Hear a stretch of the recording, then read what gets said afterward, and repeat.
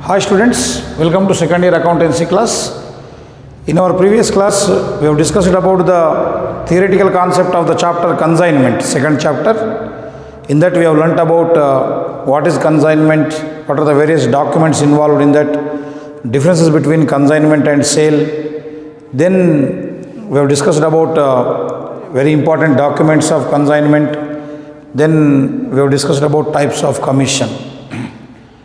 Now we have moved on to the third chapter, that is accounting for not-for-profit organizations. Already you might have done the problems. Accounting for not-for-profit organizations. So simply we know that in first year you have done trading account, profit and loss account and balance sheet, etc. So already you might have understood that. When you are preparing the accounts, final accounts, you are finding the profit or loss. So what do you mean by that profit or loss? That means any business organization which is performing certain economic activities in order to earn a profit are called as trading concerns. Trading means any activity which is done either buying and selling of goods or manufacturing of goods is done with a motive of earning profit is called as trading. But you know that sometimes certain organizations in the society at national level or at international level, they perform certain activities or they provide certain services with service motive, not with profit motive. There are various organizations. Even in Hyderabad, in India or at the international level, they carry out certain economic activities or some provision of services to satisfy the human wants with an objective of serving the poor people, not with the motive of earning profit. Example, you take a Red Cross Society, Blue Cross Society, Lions Club, various sports clubs, public libraries, musical academies. So these are all, they perform the activities. For example, you take a sports ground. Normally a commercial sports ground will charge around 2,000 to 3,000 per month per the child to train in various sports. Whereas a non-profit organization, a sports club, may charge a very nominal amount of 200 to 200 rupees, just only membership fees. Similarly, you take libraries, or you take Red Cross, you take Lions Club. Normally you go to a corporate hospital for transfusion of blood. They may charge a few thousands, whereas the same service is done by Red Cross at free of cost. You may be knowing the thalassemia students, patients. Thalassemia patients means who require blood change every fortnight or every month. They require to be transfusion of blood. So generally if they are taken to various corporate hospitals, they may be charged around 8,000, 10,000 rupees for transfusion of blood. Whereas the Red Cross Society will do that at free of cost. So they donate blood. So like that, you take Blue Cross, which protect the stray animals. So like that, certain organizations are there in Hyderabad as well as in Telangana in India who work for the development of the society, for providing certain services to the people. So such type of organizations are called as not-for-profit organizations. The heading itself denotes this, not-for-profit. What do you mean by not-for-profit? Service. Not-for-profit means service organizations. So in shortcut, these can be called as non-trading concerns. These are also called as non-trading concerns. Concern means the organization. So here, how do they get money? How they manage? What are the various types of accounts we have to prepare in this chapter already you might have gone through. So I am here to explain about the theoretical concept of this chapter. So I hope you understood what is not-for-profit organization.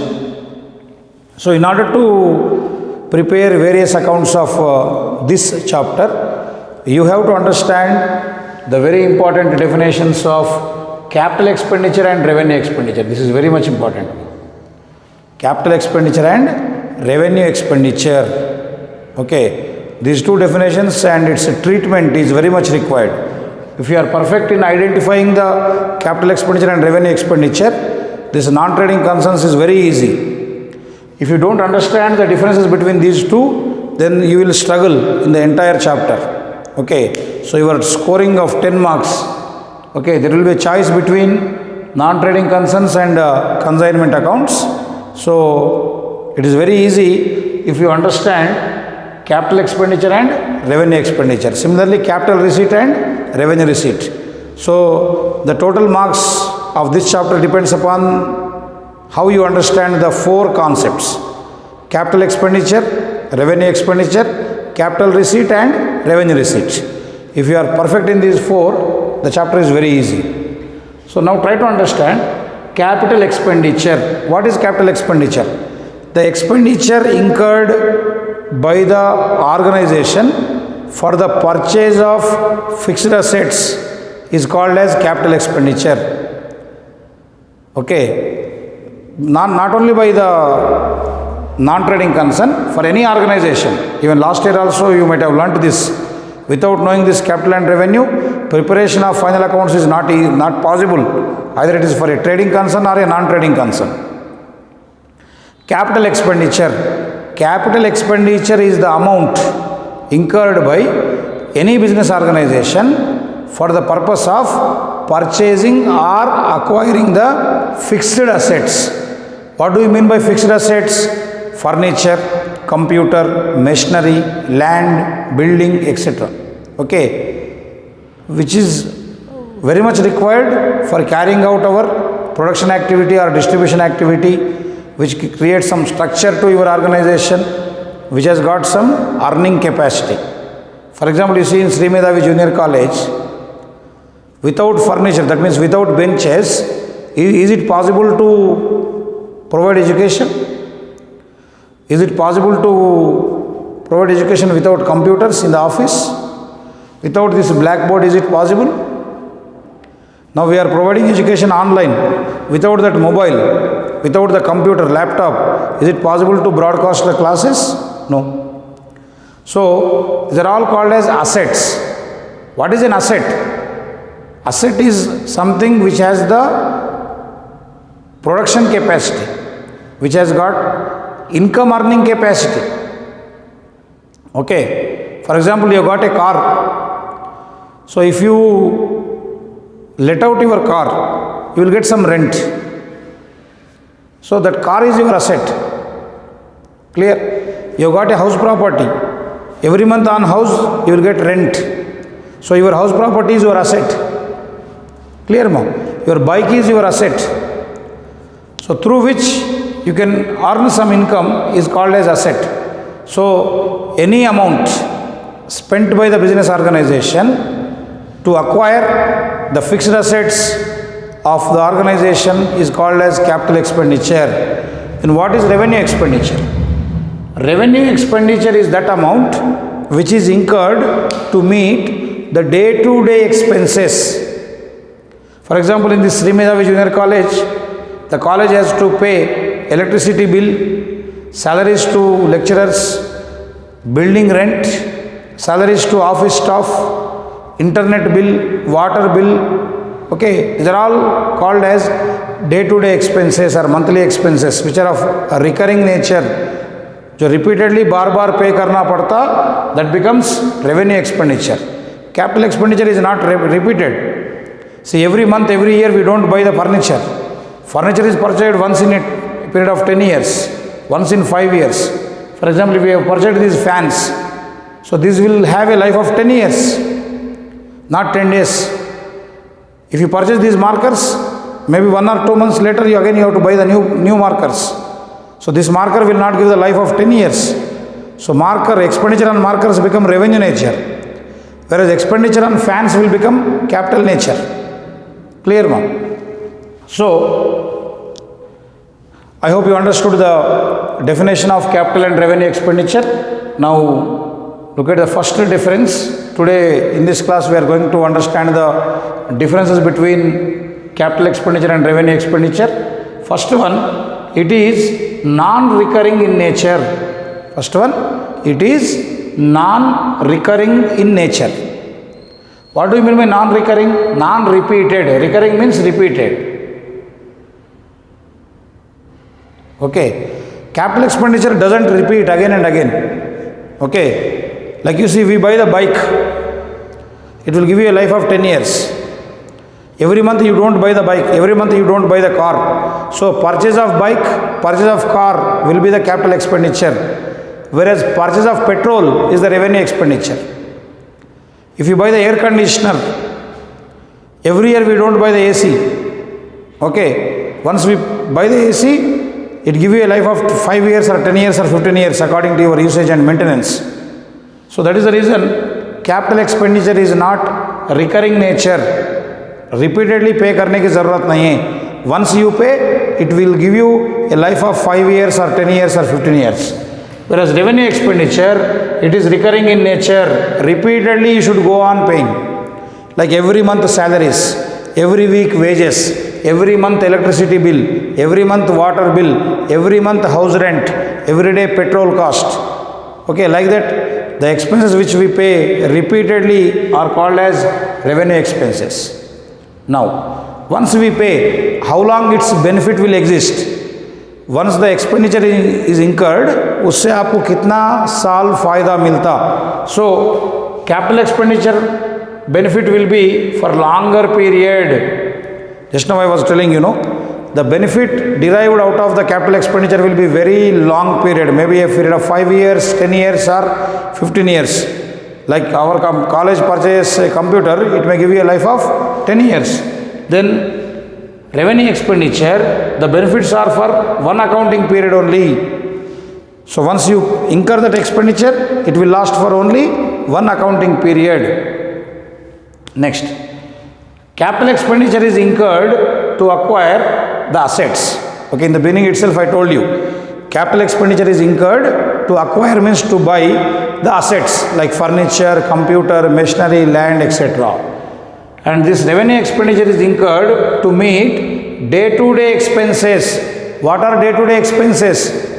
Wages for laborers, salaries for employees, electricity bill, internet bill, water bill, rent, other maintenance expenses are incurred repeatedly. So whose life, benefit will be for only one accounting period. Next, this expenditure is shown in the balance sheet. Where do we record? So whenever we incur capital expenditure, that is recorded on the asset side of balance sheet.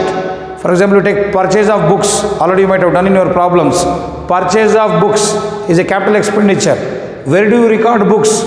On the asset side of balance sheet. Government bonds. Government bonds is the asset. Okay, investments is the asset. Tools will be asset. Sports equipment will be asset. So all these are shown on the asset side of balance sheet, whereas revenue expenditure is shown on the debit side of income and expenditure account. Salaries, wages, honorarium, ground maintenance cost, all these are shown on the debit side of income and expenditure account. Next, nature of the account. As you know that we have got three accounts: personal, nominal, real. So for capital expenditure, we apply the rule of real account. Debit what comes in, credit what goes out. If asset is coming in, we debit. If the asset is going out, we credit. We follow the rule of real account. In case of revenue expenditure, we follow the rule of nominal account. What is the rule of nominal account? Debit all expenses and losses, credit all incomes and gains is the rule we apply. Next. Generally, the capital expenditure amount is very huge, like 1 lakh rupees, 50,000 rupees, 2 lakhs rupees, because we are going to purchase the assets. So a huge amount is required to buy the assets. Whereas revenue expenditure is required to maintain the assets and to maintain the day-to-day expenses. So it will be small amount. Like for purchase of AC, you require 40,000. But electricity bill, you pay less than 1,000 rupees or maybe 2,000 rupees. So try to understand the difference. Capital expenditure is of very high amount. Revenue expenditure will be of smaller amounts.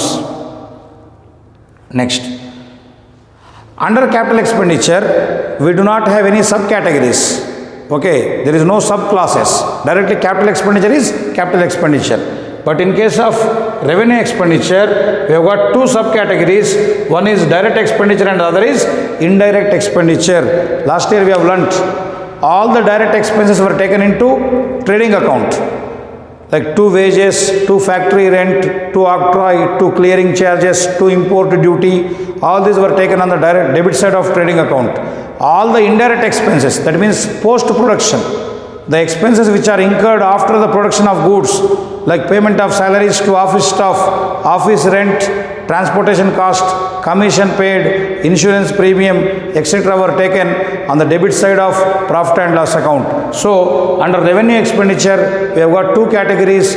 One is direct expenditure, the second is indirect expenditure. So, these are the differences between capital and revenue nature. Very important concept.